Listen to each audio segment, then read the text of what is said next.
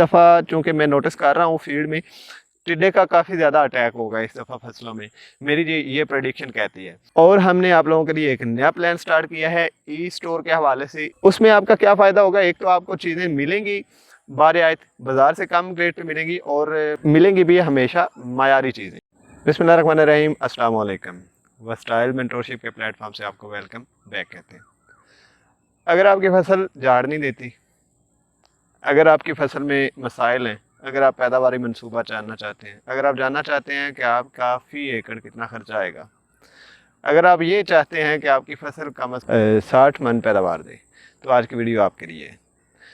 चलें जी, आज की वीडियो स्टार्ट करते हैं। आज की वीडियो में हम आपको पैदावारी मंसूबा देंगे कि एक एकड़ पे आपने कौन कौन सी चीज़ें इस्तेमाल करनी है, किस वक्त इस्तेमाल करनी है और कितनी कितनी इस्तेमाल करनी है।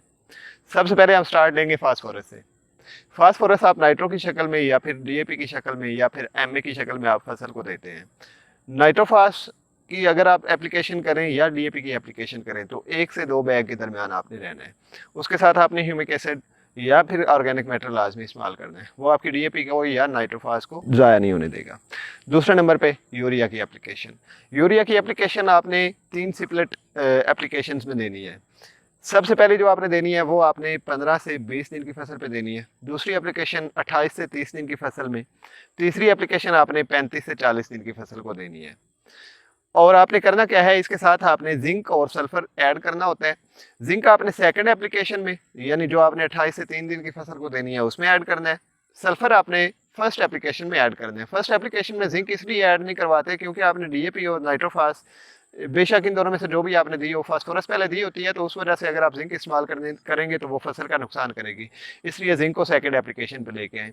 और जिंक आपने कम से कम 33% वाले 2 बैग आपने 1 एकड़ में इस्तेमाल करने हैं। और सल्फर 2 kg फी एकड़ आपने 80% लाजमी इस्तेमाल करना है। अगर इससे बढ़ा लें तो ज़्यादा बेहतर है। उसके बाद आपने आपकी फसल में एक मसला आता है स्टेम बोरर का। स्टेम बोरर को कंट्रोल करने के लिए आपने फिप्रोनिल 480 ml इस्तेमाल करना है। उसके बाद आपकी फसल पे एक और चीज़ होती है कि आपकी फसल अगर जड़ मजबूत नहीं कर रही होती या गिरने का मसला ज़्यादा है तो उसके लिए आप पोटाश का इस्तेमाल कर सकते हैं। या फिर आप झाड़ बढ़ाना चाहते हैं पैनिकल स्टेज पे, अब पोटाश इस्तेमाल करने की 2 स्टेजेस होती हैं। एक आप जब झाड़ फसल मुकम्मल कर रही होती है, बना रही होती है, तो उस वक्त आप इस्तेमाल कर सकते हैं। एक आप उसको फोलियर स्प्रे कर सकते हैं। फोलियर स्प्रे अगर आप सिर्फ करना चाहते हैं तो कम से कम 2 दफ़ा एप्लीकेशन करें इसकी। एक एप्लीकेशन आपने जब आपकी फसल होगी 40 से 50 दिन की, उस वक्त आप एक एप्लीकेशन करनी है। दूसरी एप्लीकेशन आपने करनी है जब आपकी पैनिकल स्टेज स्टार्ट होना शुरू हो जाएगी, मतलब जब आपकी गोब की हालत होगी फसल की, उस वक्त आपने सेकंड एप्लीकेशन इसकी बमा फंजीसाइड करनी है। फंजीसाइड आपने कौन सा इस्तेमाल करना है, अगर आप ज़रूरत पड़ती है, कोई फसल पे ब्लास्ट आता है या कोई नेक ब्लाइट या बीएलबी या किसी किस्म का कोई मसला आता है तो आपने फंजीसाइड स्प्रे कर लेना है। स्ट्रोबन प्लस डेफिनोकोनाजोल किसी भी अच्छे सेटअप का अगर आप इस्तेमाल करेंगे तो आपकी फसल को बेहतरीन रहेगा। इसके साथ आपने पोटाश का या फिर आपने टॉनिक का आप कोई एनपीके कर सकते हैं अच्छे सेटअप का, या फिर आप इजाबियान सिंजेंटा का होता है जिसमें अमाइनो एसिड होता है, या फिर आप बायोस्टिमुलेंट जिसमें ग्रोथ रेगुलेटर्स भी होते हैं, वो आप इन तीनों चीज़ों में से कोई एक चीज़ इस्तेमाल कर सकते हैं।